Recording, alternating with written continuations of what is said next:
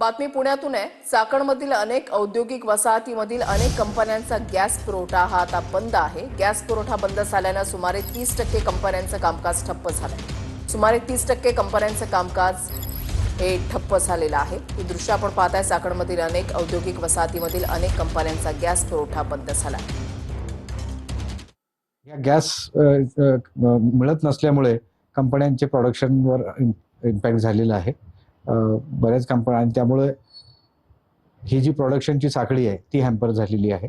कारण वेंडरकडून जर माल मिळाला तरच मोठ्या ओईएम कंपन्या त्यांचं प्रोडक्शन बाजारात आणू शकतात, ही वस्तुस्थिती आहे। त्यांच्याकडे त्यांचं प्रोडक्शन थांबल्यामुळे ती चेन डिस्टर्ब झालेली आहे। आखाती देशामध्ये सुरू असलेल्या युद्धाचा फटका आता भारतातील उद्योगावर पडताना पाहायला मिळतोय। मी सध्या आलो आहोत आशिया खंडातील सर्वात मोठी जे इंडस्ट्रियल ऑटो हब आहे चाकण औद्योगिक वसाहत या ठिकाणी। खरं तर या वसाहतीमध्ये जवळजवळ 3000 पेक्षा जास्त छोट्या मोठ्या कंपन्यांचे उद्योग या ठिकाणी असल्याचं पाहायला मिळतंय।